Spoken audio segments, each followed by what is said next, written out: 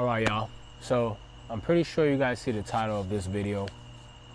Now, I want to start this video obviously by saying a few things. Then I'm going to dive into a little story of something that happened recently as an analogy to get straight to my point. And then I'll finish off with stating my point.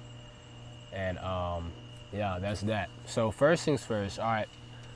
I believe a couple days ago I was having a conversation with my little cousin, and I was telling her, so my little cousin, just to give you guys the insight, she doesn't have a great relationship with her dad because her dad, obviously one of the best for her as a father, as any father would, and her dad told her to stop smoking, right? Stop smoking weed. She wouldn't stop smoking weed.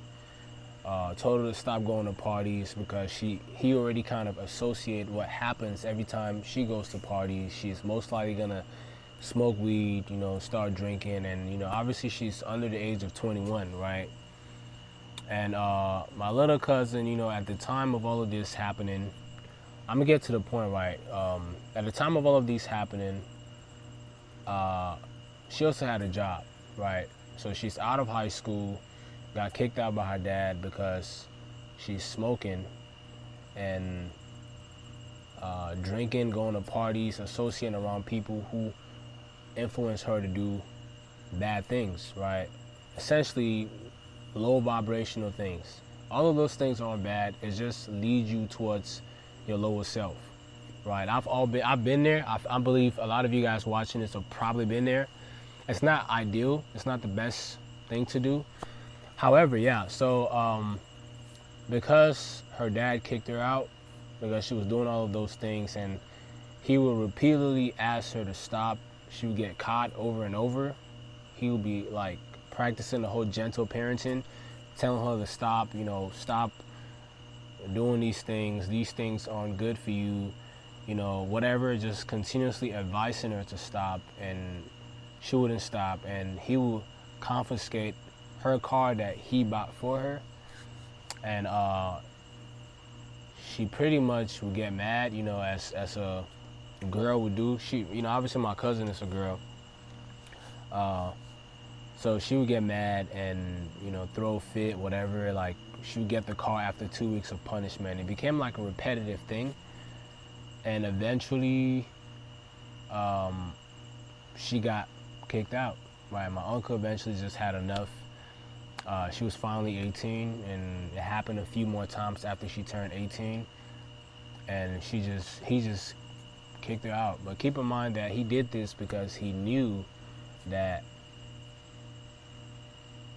she was gonna go stay with the mom, because my uncle and the ex-wife obviously are not together no more. They're still like together on the contract, but they're not together, right? I'm not going to get too deep into that. I just want to use this analogy to get to my point.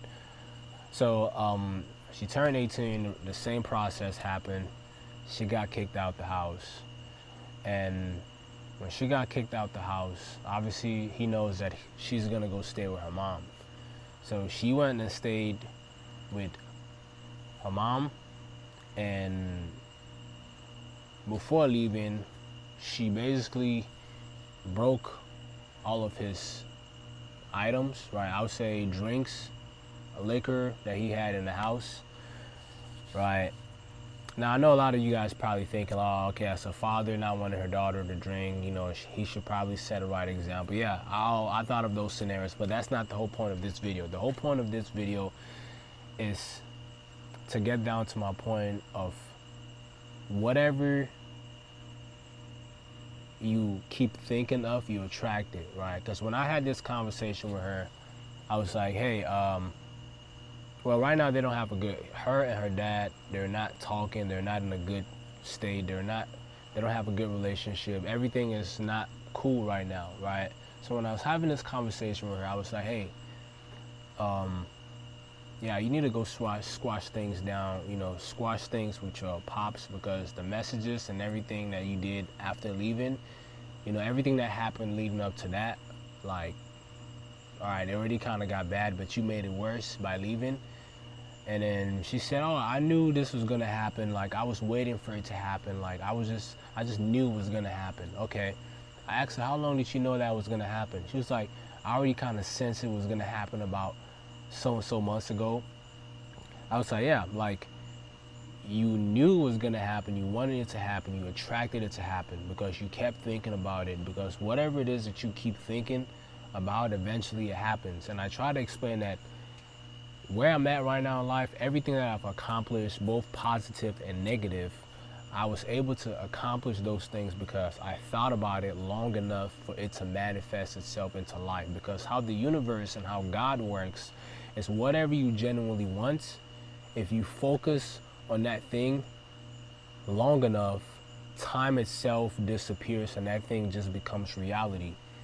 And that goes both ways towards wanting positive things in your life and wanting negative things in your life. Being nervous about positive things in your life and being nervous about negative things in your life.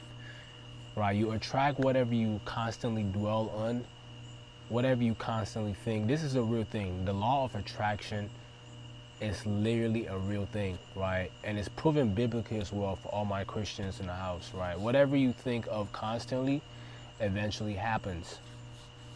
And yeah, and you know, throughout having these conversations, I was like, yeah, like you thought about this long enough for it to happen. And how the world works is when you're thinking about something happening, subconsciously you are going to, subconsciously your brain and yourself, you are just literally going to find ways to put those things or to solve the puzzle, to bring it into life. You might not know you're doing it. I'm like, okay, you know, you thinking that it was gonna happen or thinking that you were gonna get kicked out. You literally kept, like, subconsciously, with you not knowing, because your subconscious mind and your conscious mind are two different minds, right? That work alongside each other to literally manifest all your thoughts, right, into actions, and all your actions into eventual reality. So subconsciously, you were doing the exact same things that your subconscious mind knew that you needed to do in order to cause him to kick you out. That's how you got kicked out. You knew it was gonna happen. Just like in business, if you're doing everything, or just in life, not even business, if you're doing everything that you know you were supposed to be doing, right? Let's say, for instance, I start creating content and I'm posting every single day, or let's say I start, I go to school and I'm trying to learn Chinese, right? I go to a language school to learn Chinese. I show up every day, right? Eventually by day 100 or by day 200, I'm subconsciously just showing up every day. It's like I'm not even thinking, it's just second nature. I'm just doing things. Eventually, I'm just gonna learn how to speak Chinese, right? But it all starts obviously with your conscious mind. Your conscious mind feeds into your subconscious mind, and your subconscious mind, it just does the rest of the work. Right? That's just how life is.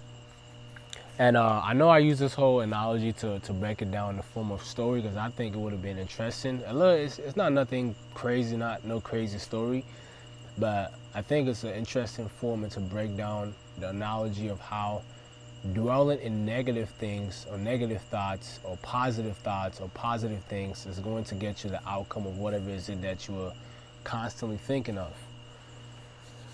So with that being said, the bigger lesson of this video today is whatever it is that you want to accomplish. Obviously, faith without works is dead, and you thinking about a specific thing is an act of faith, right? Fear itself is the opposite of faith.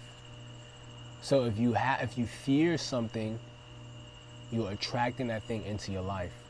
But if you have faith, the same way if you have faith about something, you're attracting that into your life. Because the more times you think about it happening and you see it happening subconsciously, we all have that image in our head. Subconsciously, you're thinking about that thing. The more time you dwell into that, the longer you dwell into that, eventually it's just inevitable for it to happen. Same way goes for fear. if you're, let's say for example, I'm gonna use this as an example.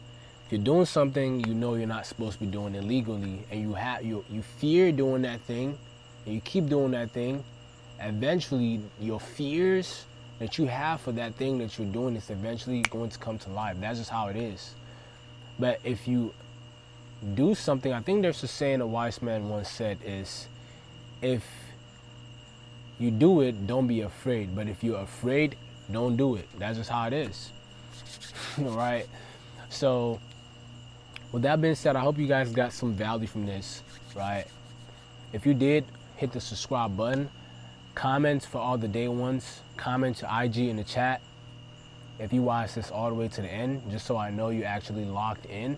And I might even follow you on the gram, right? I want to know who my day one genuine supporters are. People who are watching these videos all the way to the end, right? I'm going to try my best to post as much as these every day. But I hope I was able to get you to understand the difference between manifesting your goals into life and essentially manifesting the positive and the negative into reality, right? That's essentially what this video title is going to be about. And yeah, hope y'all got something from this. I'm going to see you guys in the next one.